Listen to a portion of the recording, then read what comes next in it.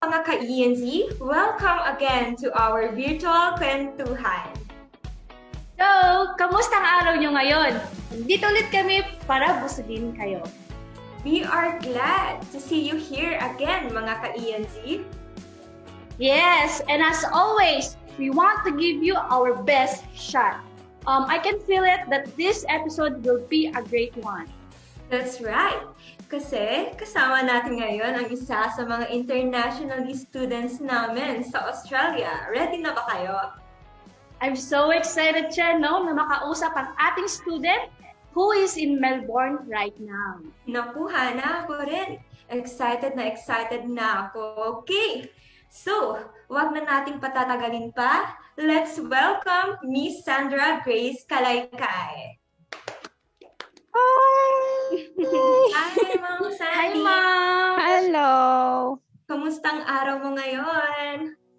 Okay lang. I just finished work. Kamusta? Okay naman dito, Ma'am, as usual. And okay na okay din dito, Ma'am. Yes, so galing ka pang work, hindi ka pa naman napagod, Ma'am. No. It's just 5-hour shift lang. So, should be alright.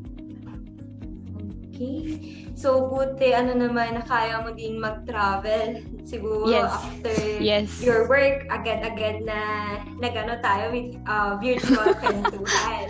No problem. Okay, so, Ma'am Sandy, I'm very curious, what made you embrace an adventure studying abroad? When I was studying back in college, 20 years studying abroad, it sounds so fancy. Parang, wow. Parang kung sasabihin na nag-aral siya abroad in the future, parang it is such an edge for your future career if you ever plan to go back home. So, yeah, and then I've been hearing stories na rin kasi when I was still with Mariano Marcos State University that there are students coming abroad. You'll see study, live, and work abroad. The tarpaulins along the streets or sa MMSU mismo. So that made me curious to look what is it all about. Yes. So, with that saying, Ma'am, have you always known that you wanted to study abroad talaga, Ma'am? Not really, because I tried to exhaust all my resources back home. How is it to work, or how is it to work and study at the same time? And with me, mahirap siya. Hindi ko siya kayang pagsabayan back home. Wherein parang dito or studying abroad, which is not full-time, I was able to do it at the same time. Actually, a huge step. Kasi since it's your first time naman na Yes. pumunta yan. Yes, it was my first time to live abroad. Actually, live. No, hindi lang siya just a visit. It was my first time and I was 21 when I came here. Oh. So, first time mong mag-abroad, parang ganun po, Ma'am? Yes, it is my first time. Mm.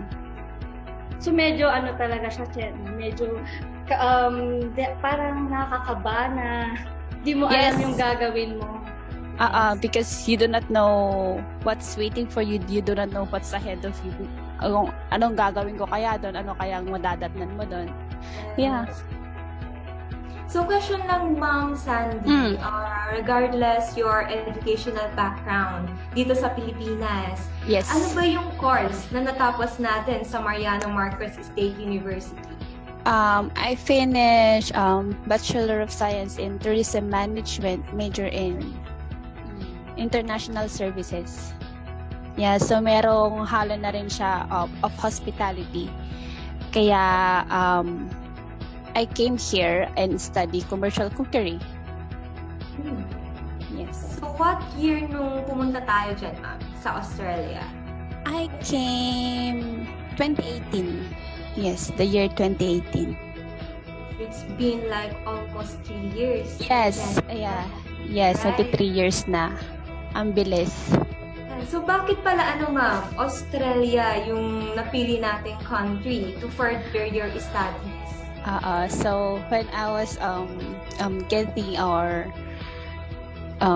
deciding where to go, I also done mini research kung saan ba yung mga countries na magandang puntahan. And you'll definitely see Australia always on top of the list. Australia has one of the best universities, not only in Australia but in the world. It's the best country for students. I think aside from the United States and the United Kingdom, we are ahead of them when it comes to international studies. Yeah, so actually there are a lot of reasons sa mga viewers and listeners natin ngayon. There are a lot of reasons why you must study in Australia, despite the fact na their borders are still closed. Australia is a beautiful country. So it's known na yung mga natural landscapes, sunshine, and beaches appeal to everyone around the world. So not only that, pero yung Australian education then is regarded as one of the most prestigious in the world. As the qualifications attained in Australia. So recognized din siya worldwide. And also, with the Australian cities are well known for their livability and culture around the world. Yes, and Melbourne is consistently ranked in the world's most livable cities. Tama no, Ma'am Sandy? And yes, speaking of Melbourne also, Ma'am Sandy, Miss Sandy, asan ka ngayon, Ma'am, sa Australia? I'm in Melbourne as of the moment. Yes. So, since Melbourne, nandiyan ka sa Melbourne today, Ma'am, syempre, yan yung city destination na napili mo. And curious lang ako, Ma'am, bakit Melbourne at hindi other cities sa Australia? Melbourne, because it is actually parang siya yung the best city when it comes to students. We have the most students here compared to other cities here in Australia. So it's a very student friendly, and it's such a beautiful city. It's the food capital. Who doesn't love food anyway? Ikaw po ba yung nag-decide, Miss Sandy, na Melbourne yung gusto mong puntahan? Or is it your parents' decision? Ganun po? Not really my parents' decision or me. Hindi lang plain, pero parang it was new. Melbourne is new to ENZ before. So like, parang tinanong ata ako ng administration niya, Melbourne, ma'am. Sa Melbourne, ma'am, ayaw mo ba? We're like, sure, let's give it a try. And then, as like, nung nandito na ako, I definitely fell in love with the city. It's a beautiful city. So Melbourne is really for hospitality since it's a food capital dyan sa Australia. And it is. Yes. And Melbourne is the capital, for the information of everybody, Melbourne is the capital state of Victoria and the second largest city in Australia. And Melbourne is named among the world's livable cities. So yan nga naman talaga. Pagtitignan talaga natin is Melbourne is angat na angat din naman compared to others. So sa mga aspiring students natin na gusto talagang mag-aral sa Melbourne, you can now proceed or pwede mo na siyang i-push yung tinatawag natin kasi you will be living in a safe and vibrant city that offers world-class study options. So Miss Sandy, since you mentioned na it was your first time going in Australia, matanong lang, what were you most scared of when you first arrived in Australia, and how did you overcome that fear? It's so it's so cliche because I think I was prepared for the journey because sa totoo lang I don't have any fear na, and considering na wala akong family or kilala talaga na when I arrived, I think I was also destined na ganon. I was destined for this journey. Yeah, actually there was no fear. There were fears when I already here, but hindi yung when I got here, but along the way na fears na baka wala kang makilalang mga new friends, it's hard to find a job. But there were no fears of moving away or coming abroad alone. So really na you are an independent person. Nice. Pero sa mga din natin dyan, mga viewers or listeners natin na they are afraid to leave their home. So actually, let's put it simply na the best way to overcome the fear of going abroad is, kasi ang reason is the travel is the antidote to our fear. Kasi going abroad is the best way to overcome the fear of going abroad. So it's not only to enlighten or to upgrade your skills or enhance your skills, but also it can teach you to bravely embrace growing pains, initial awkwardness, and the potential for misunderstandings. And also, you can learn to overcome your fears and anxieties. So, leaving the comfort of home fundamentally changes a person. Tama yan naman, si Sandy. Yes. You'll definitely grow when you come abroad. Yeah. So, if you're considering studying abroad or living in another country for a while, we are advising you to do it. So, ika nga nila, life is too short. And we often forget that time is working against us. So, necessary naman na we need to step out of our comfort zones. Kasi kung dyan ka lang mismo, syempre, walang progress sa life mo, di ba? And also, there is so much na hindi natin alam about ourselves and the world. So, I agree to that, Miss Chen. That's true.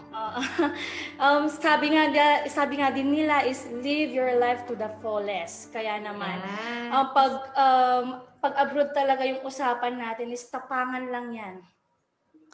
Yes, you really have to be brave now when you come abroad because unang-una, you cannot depend on someone not unless you have a family here. You are by yourself, so matututunan mo siya lahat. Like, from everything, you'll learn to do your errands, your paperwork all by yourself. Nakaka-independent siya. So, more on the educational side, no, or the skill side. If you really wanna grow as a person, like, and alam mo yung uso sa mga young professionals ngayon or yung mga kakagraduate lang na finding myself. The way to find yourself is to come abroad. That's true. Travel across the world nga talaga naman. Okay, Miss Sandy, no? In considering studying abroad, so syempre aside from choosing the best country destination, we have to think the best programs and courses for us that can benefit us in the future. Of course. Since you mentioned earlier that yung tinitake nyo is commercial cookery, so why is commercial cookery is your chosen program? Bakit nga pa ito yung napili natin, ma'am? Cookery is close to my heart as well. Since I studied tourism and hospitality, magkapatid yan. And then, since I'm going to the food capital of Australia, so you have to consider those factors. Commercial cookery graduates here, or they usually call them chefs already, no, pag graduate na, are very in demand. So, there's yung hiring factor niya is napakataas, yung hiring rate or getting a job here with a commercial cookery certificate is talaga namang kahit saan makakahanap ka ng work because it's one of the biggest industries that we have here in Melbourne. Hospitality is a huge industry here in Melbourne. So taking commercial cookery is really a good choice. And on the other side then, it's it's on the occupational list kasi for migration purposes. So that's why. So cooking is always close to your heart. Yes. So have you always had the passion for cooking naman? I always had the passion to cook at home, but hindi ko siya nakita as a career. Sa Australia. Nasa Australia lang kasi hindi mo naman siya masyadong naririnig sa atin, no? Oo, lalo na dyan sa province in Ilocos Norte. Hindi mo siya masyadong naririnig. And wow, nung dumating ako dito, ang laki pala. It was a huge industry and it is a high demand job. It is an in-demand job. Yeah. Mostly talaga ma'am na mga pumupunta abroad is yung mga related sa hospitality naman talaga. Yes. Madami din akong mga friends na nagpunta na din sa iba't ibang bansa. So, yung profession talaga nila is chef, ganon. Nakakaingit. Di ba, chef? Sana all marunong magluto. Hanggang pansit canton lang yung alam natin luto. Prito lang, ganon. So, ma'am, how are the classes different there from classes here in the Philippines? Classes in the Philippines is Monday to Friday, 8 to 5.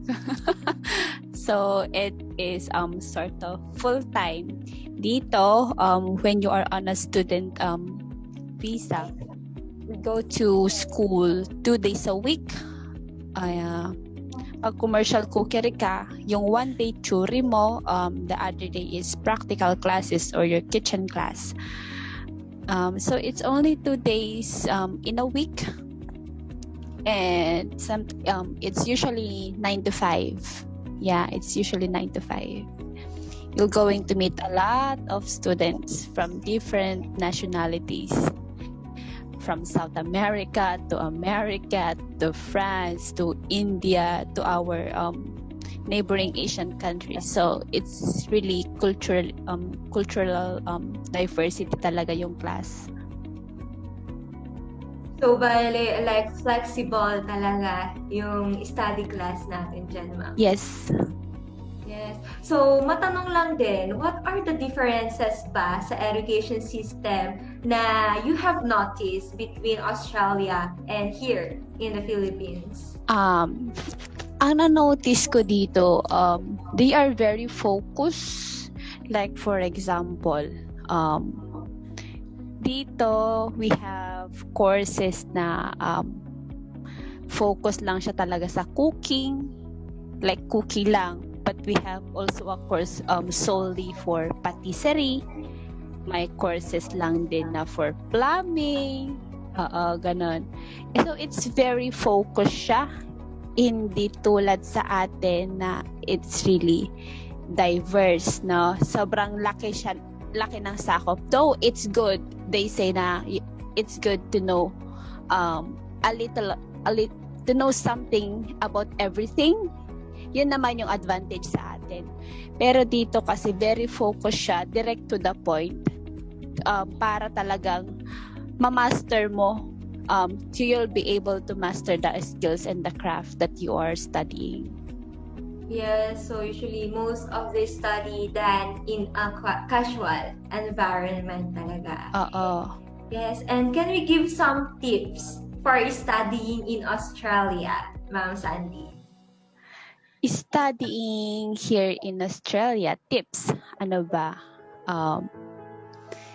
You really have to do your assessments as well. You have to stay focused para meet your deadlines always. So that on other days, para makapag-focus ka sa work mo, so you don't have to compromise school and work. it's also very important to magtipid, no? Because we are students. And you really have to find good friends as well while studying. Alam mo yun? Friends that you'll have the same goal while you are here. Because there's really a lot of students here. Sobrang dami talaga. You'll also meet feelings. Friends na magtatanggal ng stress. Ganun ba? Correct. Yes. And Ma'am Sandy, totoo ba yung there is no dress code for studying in Australia? Ay, totoo yan. Walang dress code dito. Unlike here, na bawal yung ripped jeans, mga ganyan. So, na-experience ko dito sa Pilipinas, bawal ripped jeans. Grabe dito, no? Sobrang... Pero naka-skirt pwede. During summers, yung pumapasok ako na naka-shorts. Oh my gosh. Anyways, sa Pinas, madami kayo nakikitang, ma-share ko lang, no? Madami ka nakikita na kulay ng hair, pero all the shades of brown. Usually shades of brown. Dito nakita ko na lahat ng kulay talaga. From yellow to blue to green to pink to purple. Alam mo yung parang, wow. It is very accepted. Alam mo yun, people here has the chance to really express themselves. Kasi it is accepted here, unlike sa atin na parang if I do this kaya what will because it's not the norm, but here you'll be able to express yourselves very much in all forms that you want. Matanong ko din, Miss Sandra, no, are your classes being conducted online or face-to-face? So, setting aside the current situation. With the current COVID situation, I think we started going online since March 2020 when our lockdown happened. And bumalik na lang kami sa class. Actually, halos isang taon. On my part, I went back to face-to-face classes na around April na. So that's more than a year na online. But some of the schools started going back face-to-face by November 2020. But as of now, face-to-face na kami. Hindi naman siya mahirap, ma'am, na online yung classes natin. It's not hard. It's actually, kasi on my end naman na, kasi wala naman na akong practical classes because I'm done with my kitchen classes. So, it's more on theory na. So, no, it's not hard kasi everything is delivered online via Zoom. And then, there's also platforms where you can submit your assessments. I-check din yun ng instructor mo. Kung may mali, babalik yun sa'yo. And then, you'll resubmit it again on that online platform. So, no, it's not hard. Actually, parang mas mahirap nga nung bumalik na kami pa kasi imagine, 1 year kaming naka-online and then suddenly, balik na daw face-to-face. So, nanibago routine natin pang gano'n. Alright. So, matanong lang din, Ma'am Sandy, what has been your greatest challenge so far with attending college dyan sa Australia? Greatest challenge ko going to school, winter. Gumising ng maaga pag winter. Mahirap magklase pag winter. But on the academic side, it's really not that challenging or mahirap kasi you'll get all the resources that you need.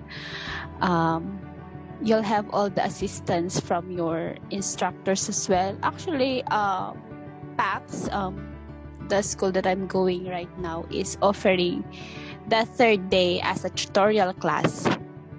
If you need some assistance or some help for your assessments, you can always email them na parang as long as nandun lang din siya. Even during the pandemic like you'll just have to schedule for a Zoom call and they'll help you out. Ma'am, Miss Sandy, curious lang ako, Miss Sandy, about the winter na sinabi natin. Pag winter po ba dyan, Miss Sandy, nag-snow ba dyan? Actually, sa area namin, hindi naman. Hanggang frost lang kami dito. But there are a lot of ski resorts, like around, siguro minimum of 2 hours away from Melbourne, CBD, the Central Business District, sa mismong city. Parang 2 hours drive lang papunta sa mga ski mountains. Doon yung may snow. Currently, meron na ngayon. Humahanap lang kami ng tamang schedule para pumunta. Kasi, magti 3 years na ako, di pa ako nakakita ng snow. Kasi first, on my first year, the winter just finished. And then, yung pangalawa, parang bagong student ka pa kasi, kailangan mo pang mag-work. So, wag muna. Hindi naman, mag-snow naman next year. Next year, nag-COVID naman. So, parang ngayon, okay, let's go na this year. Ito na yung time talaga.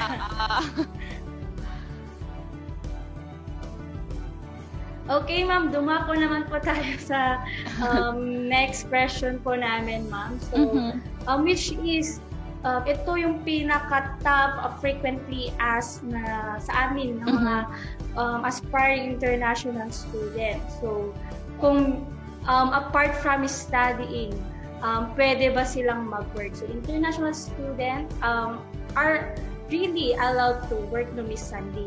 Now, yes. Syempre, sa mga ka-ENZ natin dyan, who is watching right now po, gusto nilang malaman mismo sa'yo, ma'am. Yes. Ayun po, ma'am. Is it true that international students can work part-time while studying? Yes, you can work part-time while studying. So, you can work 20 hours a week. Now, the good side of the pandemic, ma-share lang natin, no? During the pandemic, like the aged care students was allowed to work more than that. And then lately lang, dinagdag nila ang hospitality industry. So because there is a huge shortage of workers due to the pandemic kasi nagsiuwian ang mga students. So, I think it's only mga 2 months na siguro, 2 months ago, that the Australian government allowed for the first time in history that students can work more than 20 hours as of the moment. So, I hope na hindi natanggalin talaga kasi it really helps the student. But yes, as of the moment, students can work more than, as long as you are working in the health industry and hospitality, you can work more than 20 hours as of the moment. Let's just hope and pray, no, na pag nag-open na yung borders and our students can come na parang hindi mo na nila tanggalin yung restriction. But yeah, kahit naman tanggalin nila yung restrictions, students can still work 20 hours per week, which is pretty good enough to alam mo yon, for your expenses dito. Yes, I hope na klaro yan sa mga ka-ENZ natin na nanonood ngayon. So, actually, I'm very grateful din na nalaman na the government is yes hard. So, di ba nga, you are not a resident in Australia, but they are giving the best that they could to our international students. So, with sa mga ka-ENZ natin dyan, I just want to reiterate lang yung sinabi ni Ma'am Sandy na, yes, you can work part-time while studying. Yes. However, it is only limited to 20 hours a week or 40 hours per fortnight when your course is in session. And also, you can work unlimited hours during official school days. So, a fortnight is a 14 days period. starting on Monday. Also, Sandy, maybe our ka-ENZ right now have questions, no? Like, what kind of jobs nga ba na pwede nilang i-expect when they arrive in Australia? What kinds of jobs? There's pretty much a lot, no? Depende rin kasi yan sa experience mo sa Philippines. But usually, we have hotel jobs din, diba? Akala ko din noon it's usually blue-collar jobs. Makakuha ka ng mga housekeeping. You can get front of house staff. You can work as a barista. You can work as a kitchen hand. There's a lot of jobs. And then, tiis lang yung siguro until matapos mo yung first course mo and you'll be able to get your certificate. And then once you get already your certificate, then you can work on better jobs. Matatrabaho mo na talaga yung in-study mo because you already have the qualification, Australian qualification that all other employers or all employers are looking for. Kasi yun yung hinahanap nila kung qualified ka na ba, can you show them your certificate? So yeah, like for example, kung commercial cookery ka, once you finish your certificate 3, you are already qualified to work as a chef. So that is, I think, certificate 3, wala pa siyang isang taon. If I'm not, parang 8 months lang siya . Yeah. Yeah, so there are no limitations on what There's a lot. Work, you can do as an international student in Australia. Yes. Pero ikaw, Miss Sandy, ano ba yung naging first job mo? My very, very, very first job is a kitchen hand or all-rounder siya in a Filipino restaurant.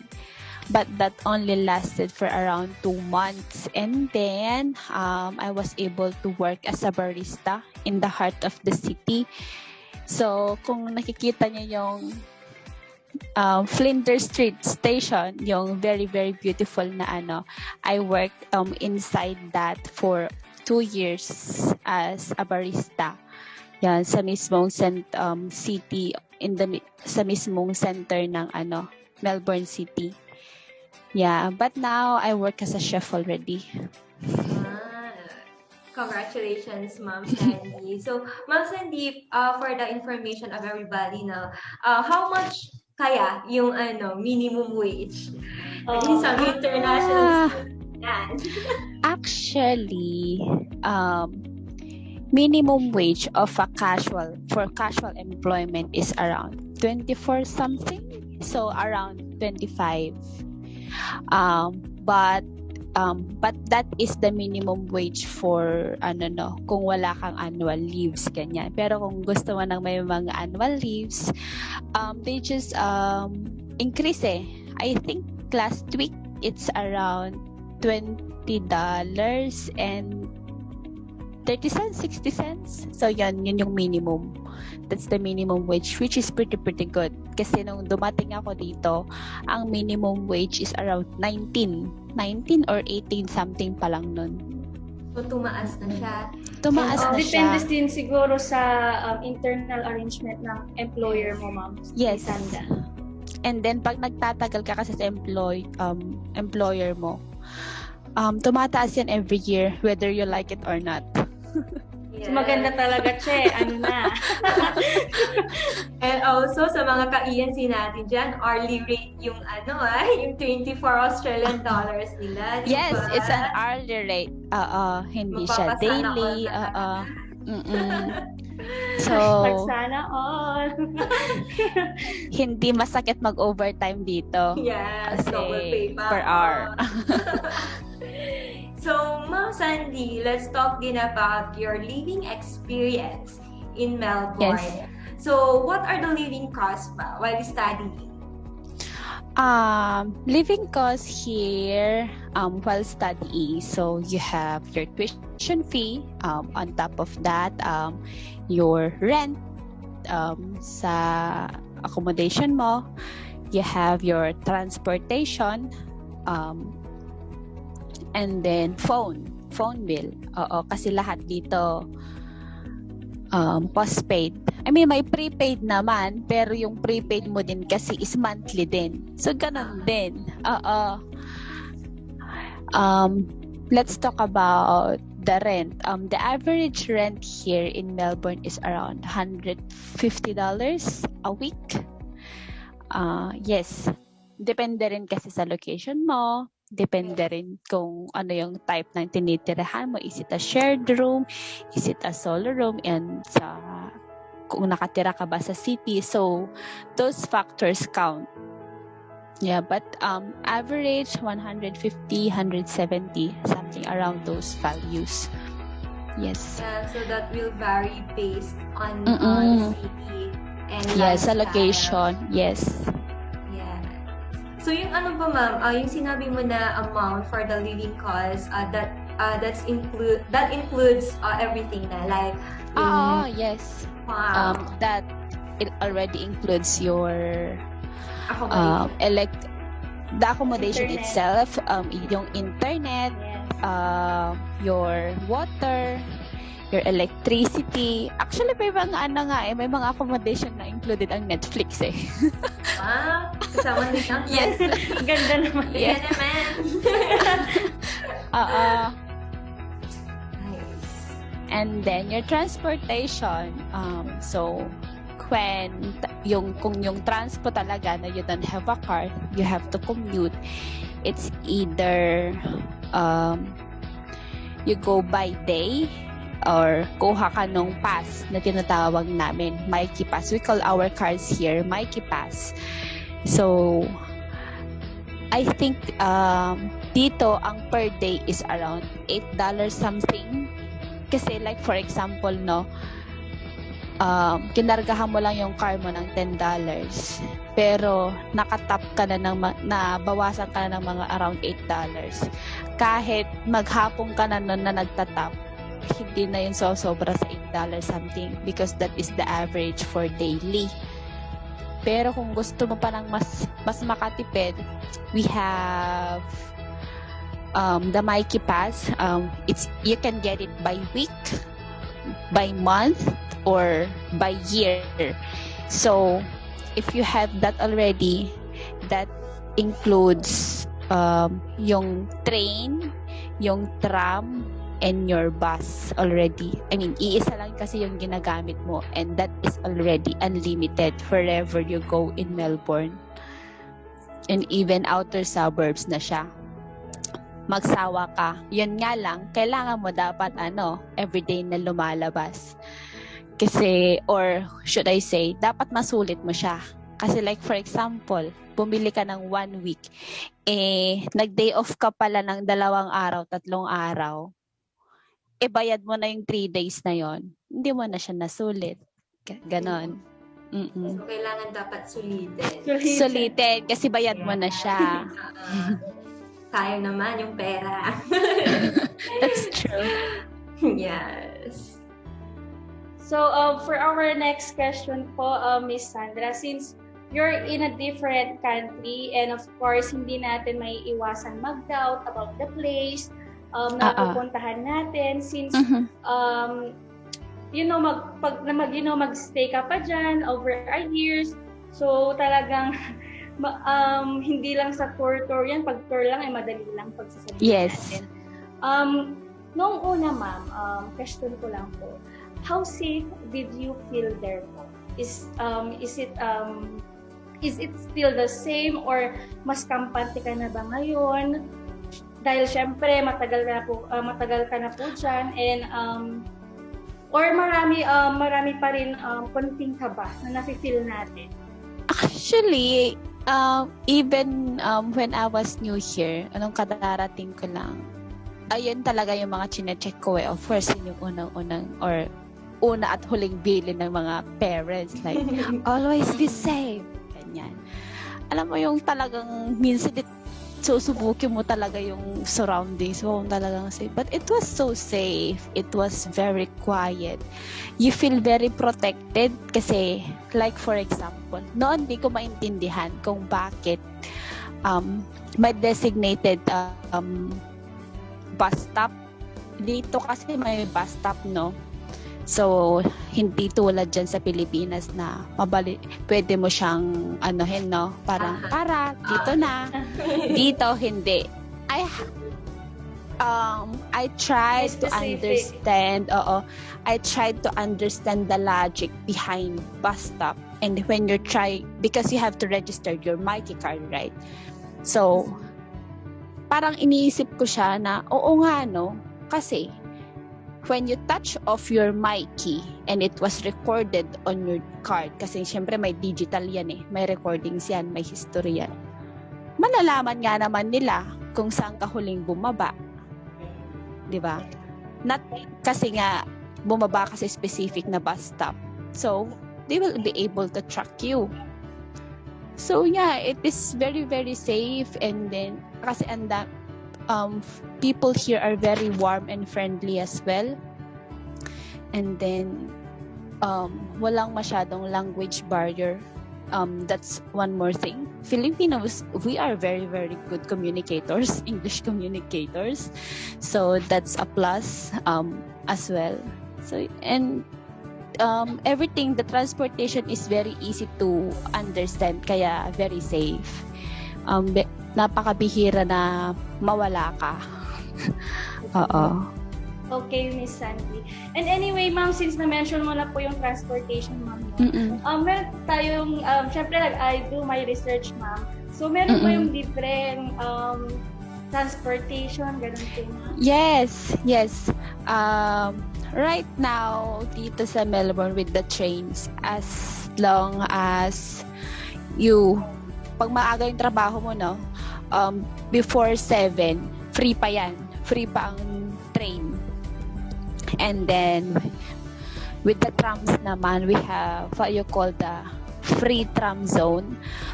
So, maraming trams yan. Pero may specific area, or like for example, you have stop 1 to 10. Pero yung stop 1 to 7 or stop 1 to 5, libre yon within that zone. So yeah, yes, there is a free transpo here. So makakatipid talaga yung mga mga aspiring student kung gusto nila mag-aral sa Melbourne. Yes, especially that most of the schools here in Melbourne are just located in the city. So, and those schools na alam ko are just within the free tram zone talaga.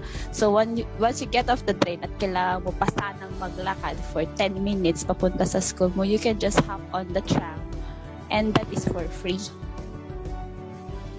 Wow, so it's true talaga. Melbourne is one of the most livable and safest city in Australia. Yes. So you mentioned naman na kanina, ma'am, about your housing, about the accommodation. So matanong lang din, what was your housing situation in Melbourne? Currently, I don't live in the city anymore. Medyo 25 to 30 minutes via train. I am living with some of our students as well.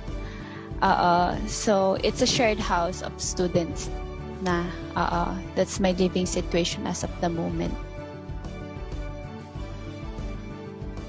Miss Sandy, curious lang ako na, how are you budgeting your time dyan abroad? How am I budgeting my time? Siguro ako kasi very pen and paper pa rin ako, no? You really have to know your priorities as well. How do you want your time to be spent? How much can you work? So, kailangan mong alamin, no, kung ilang hours pa yung kaya mo lang na trabahuin. But before you make your schedule and before you budget your time, always make sure na huwag mong gagalawin yung araw ng studies mo. That's a no-no. Yes. That's a no-no talaga. You have to make sure na pasukan because that is one of our visa conditions. You really have to attend your classes. So, usually, pag may klase, I really don't do any jobs. Or kung gagawa man ako ng trabaho, it's either super early job, 2 short shifts lang before my class starts, or after the class, yung mga evening jobs lang. But never absent for a job. Because, no, you can't do that. You can't do that. Yeah. Yeah, so you must know really how to balance your work and your studies at the same time. And Australia is like that. Like, talagang meron silang work-life balance talaga. Kaya nga may capping ang hours dito eh.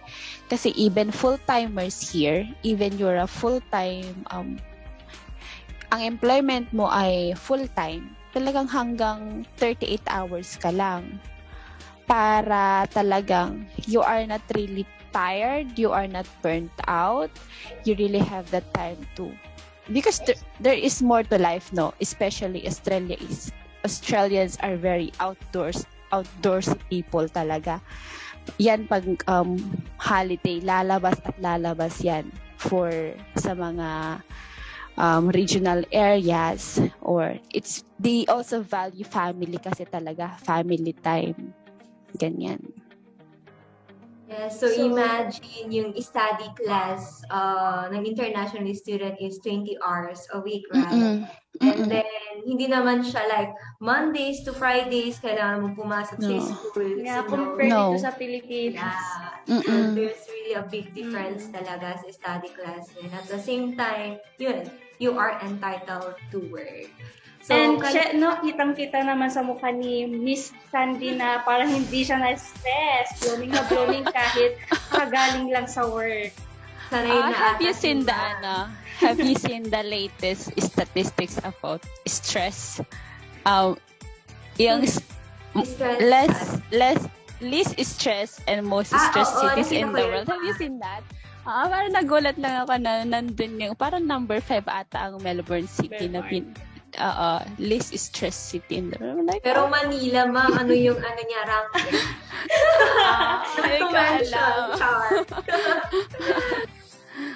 Okay. So, kanina, Ma'am Sandy, I have asked about your greatest challenge, no?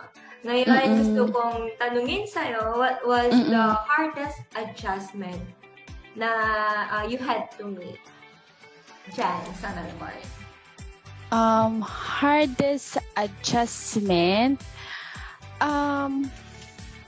first is weather. Like, weather talaga. Grabe talaga ang weather dito sa Melbourne. Totoo. Alam nyo, I thought it was just a fantasy or ano lang. Parang, Melbourne is known for, or yung 4 seasons in a day. Ay, totoo.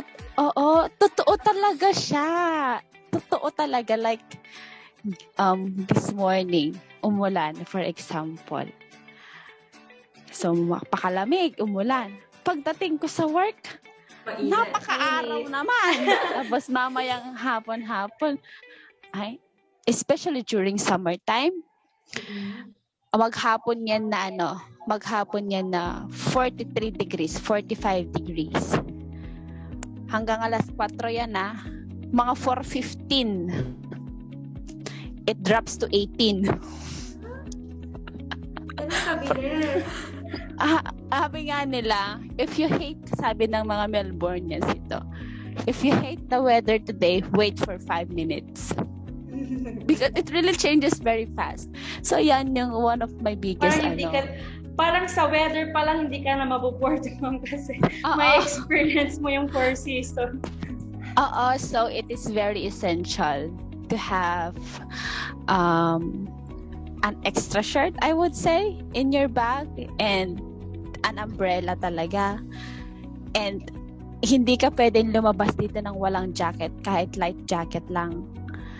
Kasi even during summer talaga na dapat hindi ka naman nagdrag-jacket. Pagkatapos ng trabaho mo, napakalamig na. So parang ano nangyari sa sleeveless ko? Ganon. Kailangan ko nang mag-jacket. Napakainit kaninang umaga. Ganon dito. Yeah. That is one of my biggest adjustment talaga dito. Everything else is pretty smooth because there are a lot of fellow friends that I have met along the way and very, very good people naman. It's really a key, no? It's really a key that when you come abroad, you have to find or surround yourself with nice people talaga. Kind people, yeah. That's the key to survive living abroad. So for Miss Sandy, no, what was the most interesting thing that you learned about the Australian culture? The most interesting thing that I learned about the Australian culture, I think how, alam mo yun, binavalue nila yung life and to really seize la vie ba? Seize the day, ganon. Kasi before, when I still work, nung nag-work pa ako sa city, the moment na uminit yan, there's is sunshine. Napaka-busy ng city. So there is this Australian culture na you have to enjoy the sun. Go out and enjoy the sun. Which is kaya na-appreciate ko na. Na-appreciate ko na to. Dati sa Pilipinas, napakadaming sana. Like, I have 365 days of sunshine way back in the Philippines. Pero ngayon, parang pag uminit, parang gusto mo nang lumabas ng trabaho. Because you wanna enjoy the day. Kasi yun yung very often na nai-experience namin kasi usually dito napakakulimlim lang, umuulan, nagdidrizzle maghapon. Australians really value the nature, alam mo yun. They really go out to explore. Hindi sila live to work. They work to live. Ganon sila. And I just want to add up, no, ma'am, Miss Sandy, Australian Pride is itself as one of the most diverse and welcoming cultures na naman talaga in the world with 25% of Australian born overseas. So we have some guidelines here that you need to keep in mind while settling in Australian culture. So first is Australians are generally very friendly, open-minded, honest, down-to-earth, and more relaxed in their approach. So, totoo nga ba yun, ma? Ay, totoo. Oo, totoo yan. They are very warm and friendly talaga. Like, even sometimes, they, alam mo yun, Aussie slang, na Aussie accent na napakahirap intindihan sometimes. They are very friendly and they are very much willing to help you. Ma-share ko lang. Lalo nang umuwi yung friend ko. Kasi dito, pag may natabig ka lang, dito talaga unahan yung magsabi ng sorry talaga. Wherein, I'm sorry, but fair in, sabi niya, nung umuwi yung friend ko na taga Tarlac, sabi niya, alam mo, parang may nabangga ata siya somewhere in the mall, sa CR, parang inanahan ata siya sa mata, parang nag-make face ata. Sabi niya, grabe talaga na sometimes, dito, unahan pa yung magsasabi ng sorry.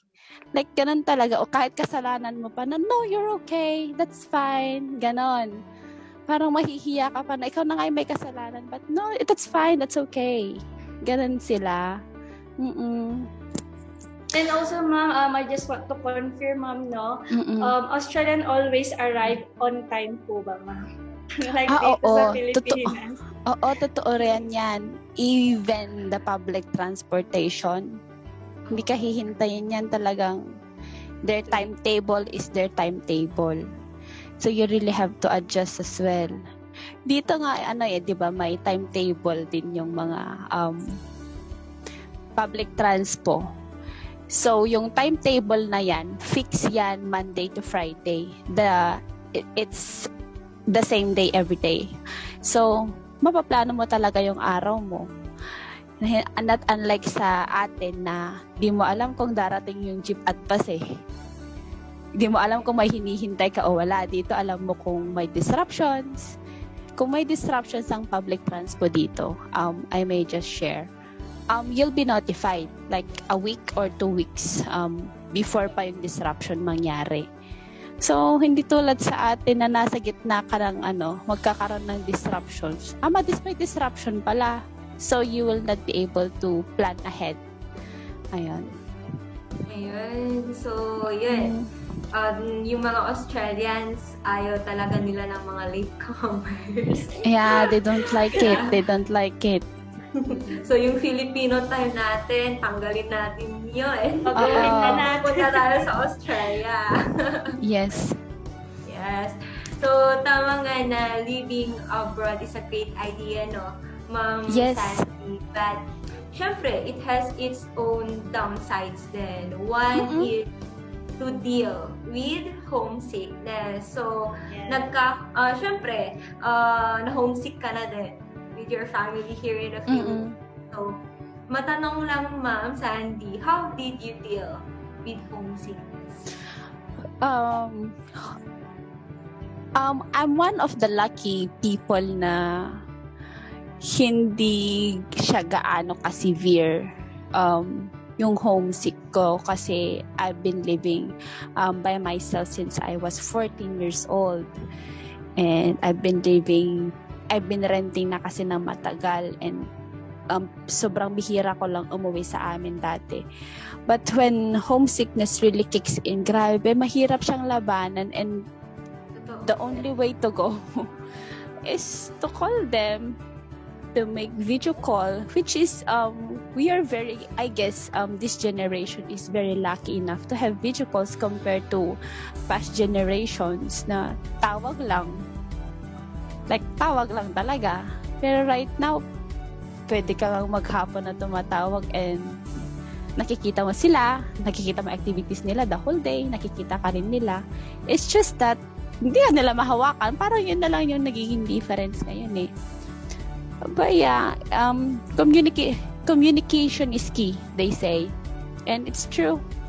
You really have, for me, as much as possible, as much as I can, I really squeeze minimum of 5 minutes, 10 minutes call sa bahay para di ka ma-homesick.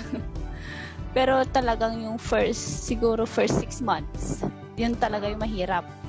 Especially sa mga unang first time, yung talagang una nilang umalis ng bahay to live with by themselves.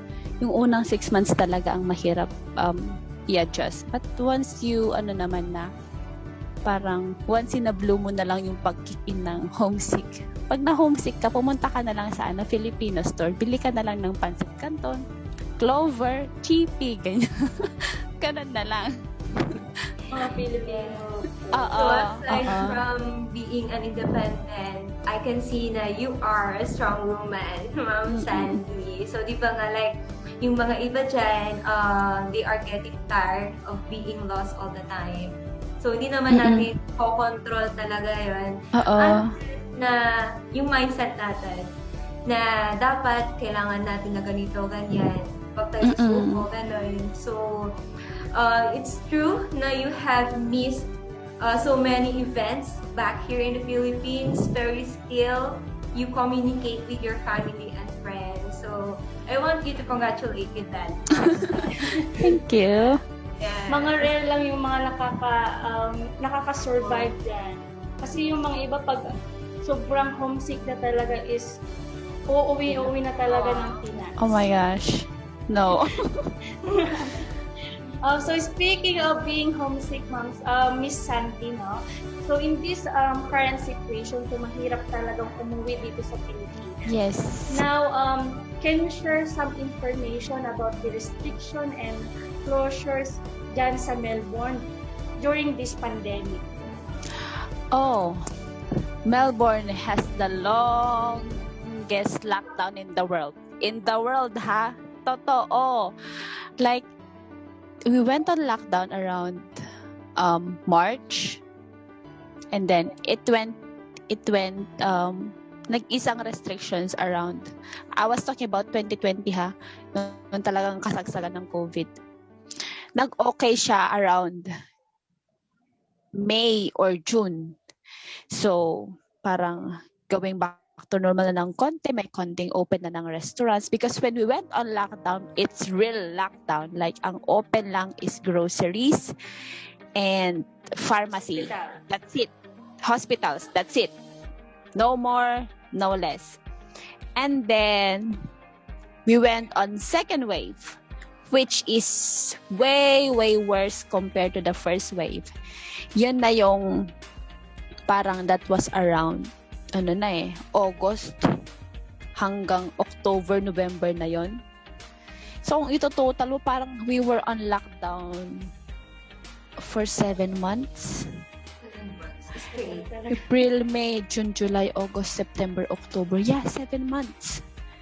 Pero by that 7th month, hindi pa totally tanggal ang restrictions. May mga restrictions pa rin yan.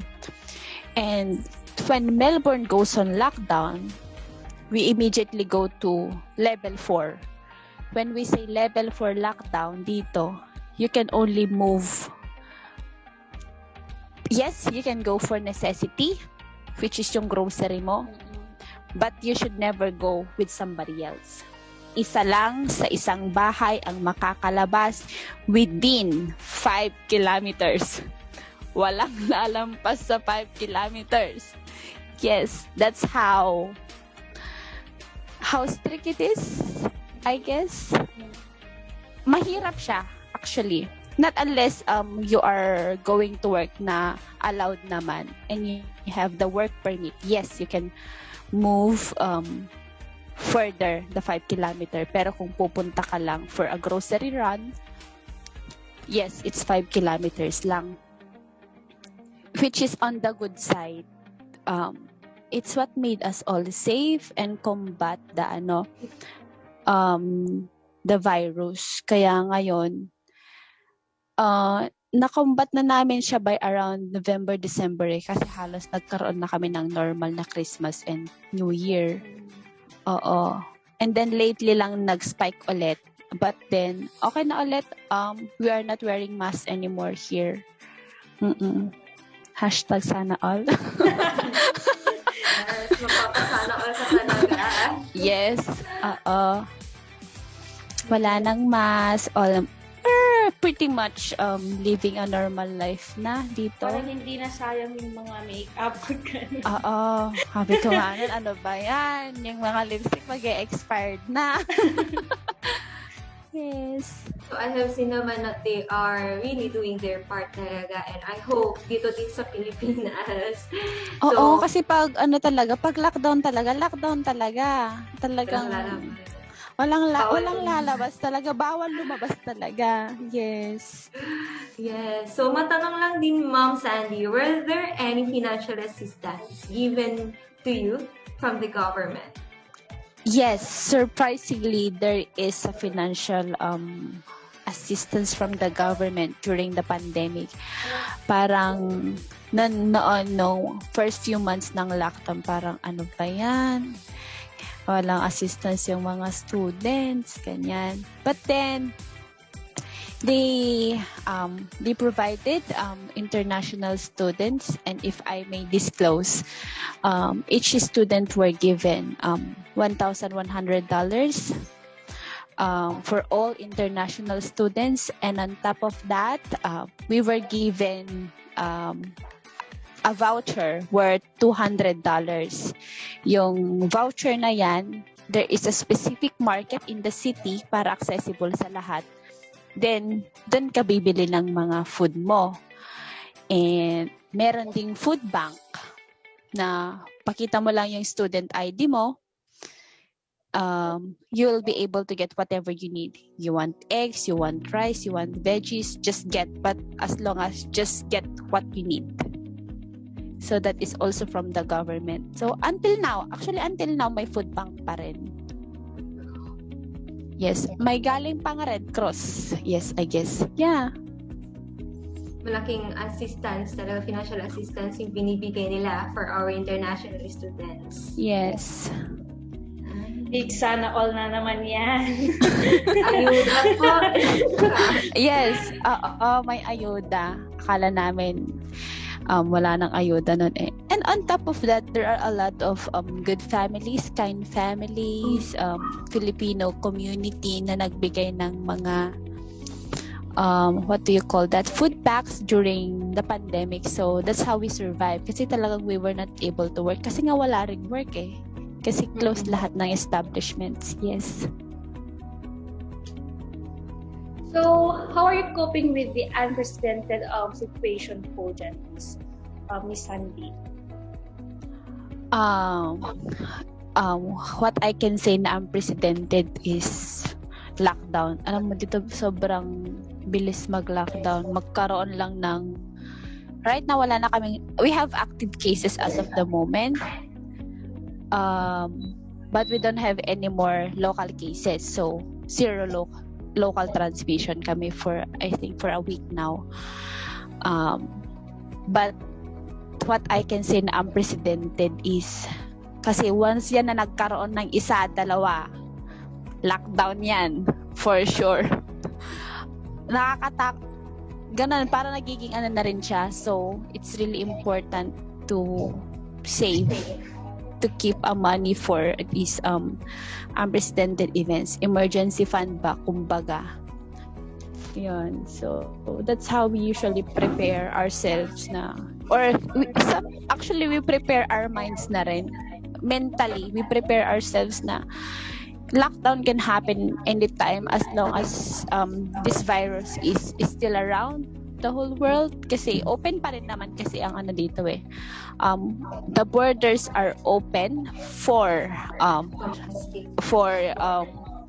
Australian residents and citizens. So the chance of getting the virus get inside the community here in Australia, kaya nga nagkakaroon pa rin ng cases eh because of these international arrivals.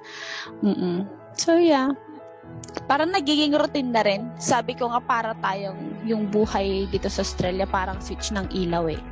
Pwede mong i-on, pwede mong i-off yung lockdown. Yan, I know for sure naman na this too shall pass.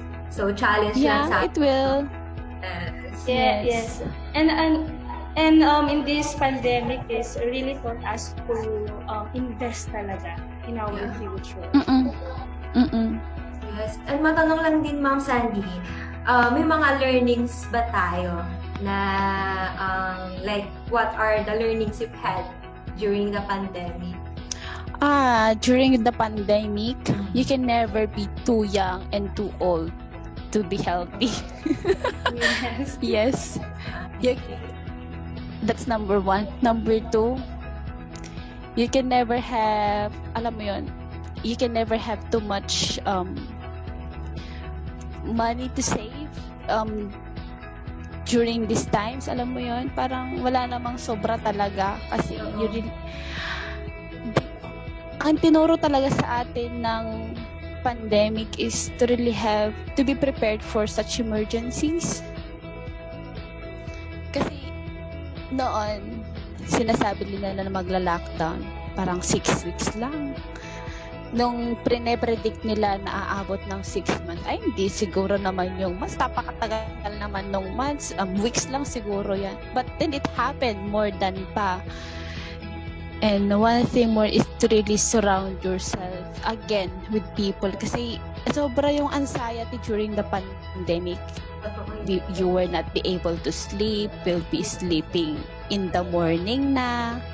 Tapos, umabot pa kami sa time na ito talagang parang you cannot see the light, alam mo yun, the end of the tunnel during the pandemic. Parang uwi na tayo. Dumating kami sa point na ganon. Like, to be honest, dumating kami sa point na tingin na kayo ng repatriation flight dyan, uwi na tayo. But then, mamaya-maya after an hour or 2, nandito na tayo eh. Nandito na tayo eh. Sayang naman. And then, by God's grace, natapos naman. I mean, not really natapos, pero it went better naman. The situation became better naman, which is, we are enjoying na right now. Yes, so tama nga yun. Like, dapat, amidst the pandemic, just take care of yourself. That's already enough. And you need to prioritize then yung mga important things. Like, syempre, spend quality time with the family. Oo, so, totoo. Very important din yan. And also pala, Ma'am Sandy, follow-up question. Di ba, with the, in Melbourne, parang familiar din tayo with the planet shakers, tama ba? Yes. Open pa din naman sila dyan. Yes, they are actually church services are just came back again last Sunday. So I was there kahapon. Oo.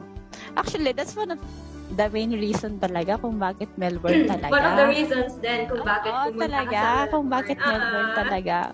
Because it is the Planet Shakers headquarters. Yeah. Okay, Miss Sandy. If I may ask po, Miss Sandy pala, kailan matatapos yung studies natin?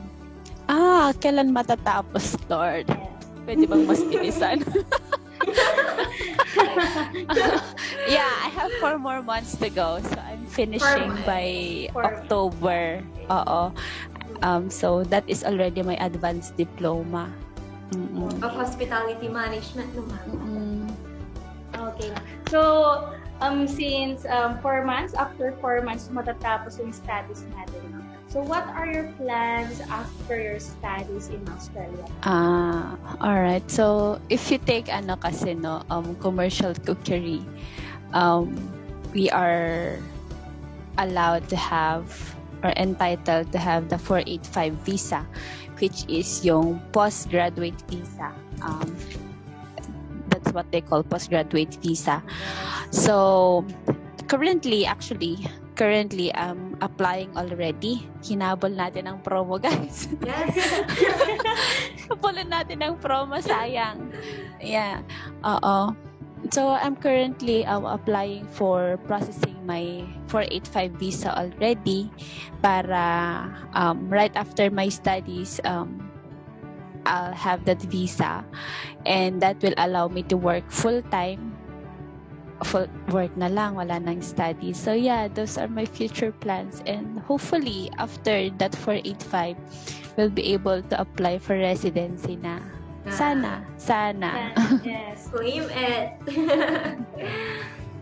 Yeah, so you mentioned kanina yung graduate visa. Yes, totoo yan. Pero until ngayong araw lang, which is June 30.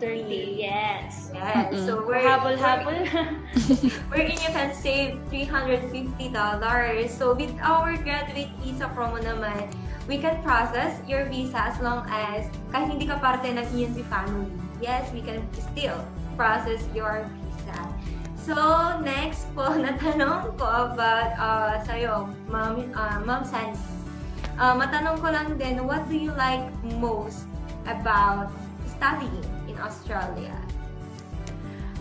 I personally love studying, no? So, what I love about studying here in Australia is that you keep on learning new things. And then, since nga dito sa Australia is very advanced, you get to see different ways of doing things, which may end up with better result, more efficient way of working. Ayun, so what I love here is that since nga very focused, no, very straight to the point, you'll be able to study even the smallest detail. Since hindi na siya napaka-broad. Ayun, it's very nice to study here in Australia kasi resources-wise, napakadami talaga. Sobrang dami.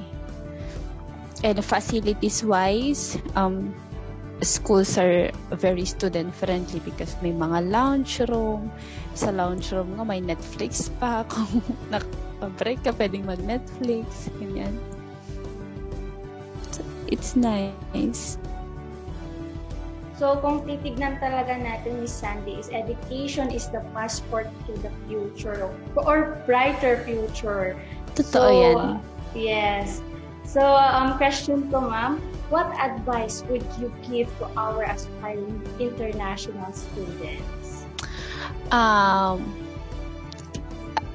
our aspiring students, advice, most of them would have doubts kasi until now, no, there are still random students na biglang magpi-PM sa akin yan, aspiring student, biglang may magtatanong na, oy, nasa Australia ka pala, how was it? Para sabi ko, magtatatlong taon na ako dito, may mga nagtatanong-tanong pa rin. But then, to our aspiring students, it's not going to be easy, but it's not as scary as it seems. Because Australia is one of the best countries in the world, I would say. I mean, I have seen the pros and cons already. And I would say na it's malayo siya. Alam mo yun?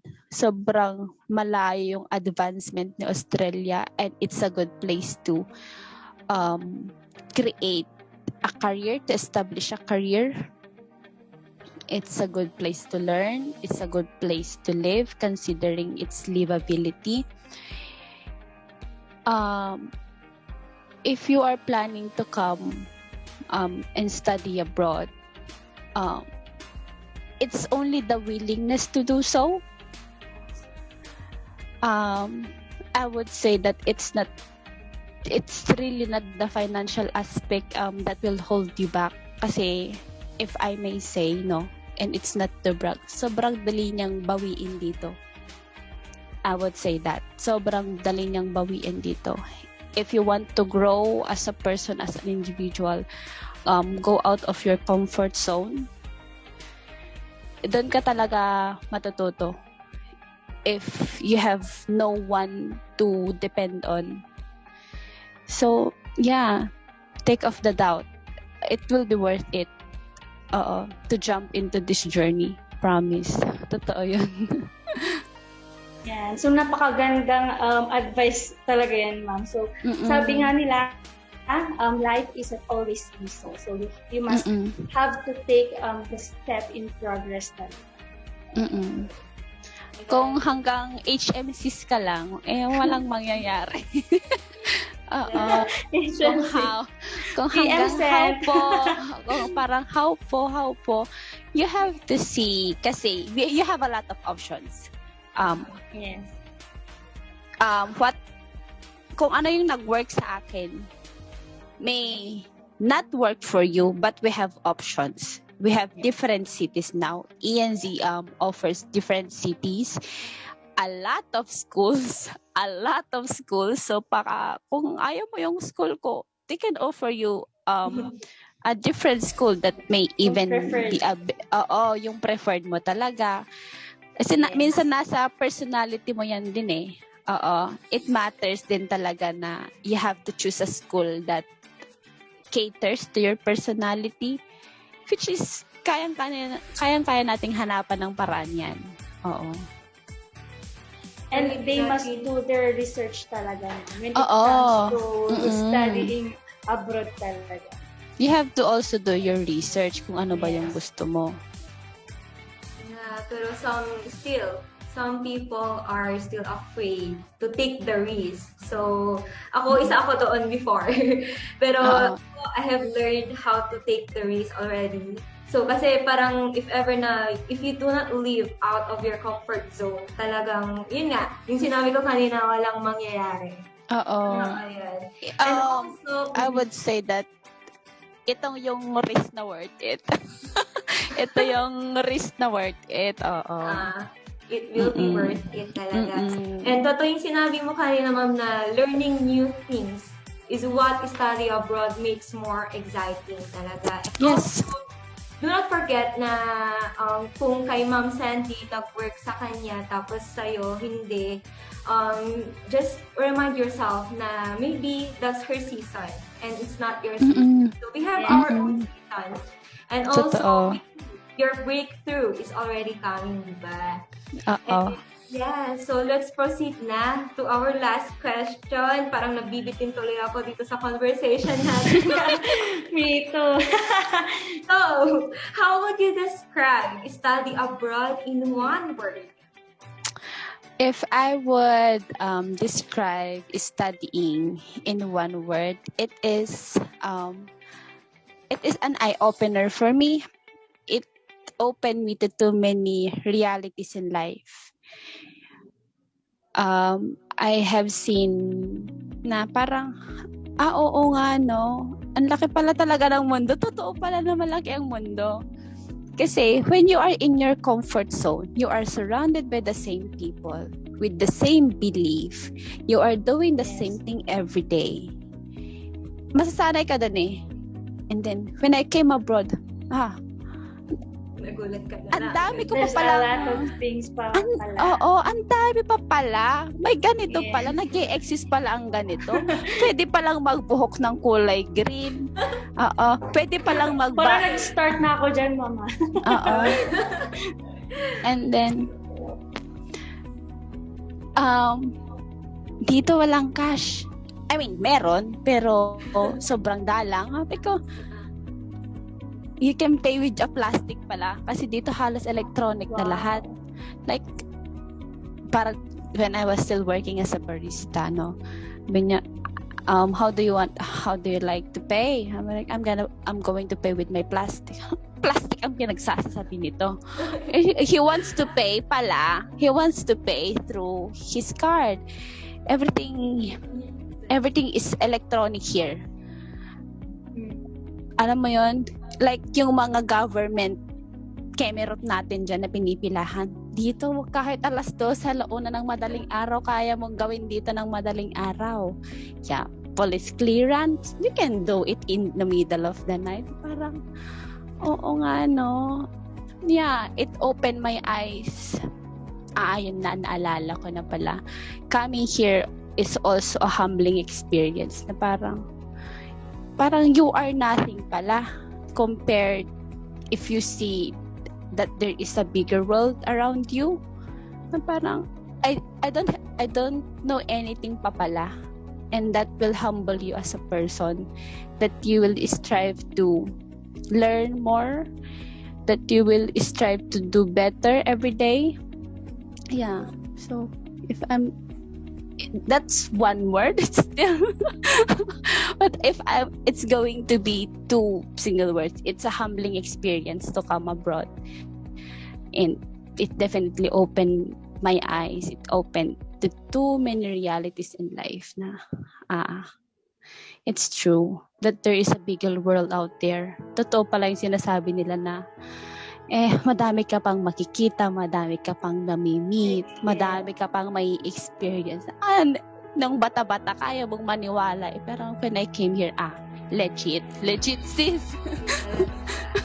Legit siya. Iba talaga yung nababasa mo lang compare sa na-experience mo. Yeah, that's what they say. It's better to see it once than to read it a million times. And it's really an eye-opener talaga for every international students dyan sa Australia. Grabe. So, ang dami nating natutunan, no, Hannah? Yes. Yung living experience and everything ni Ma'am Sandy. Yeah. I hope that the borders will open this one so you guys can visit again to you, Ma'am. No? Hopefully. Let's pray and hope na yung Australian borders will reopen. Hoping and this pandemic will be over. Yeah. Yes. This pandemic will be over soon. This too shall pass, ika nga nila. Yeah.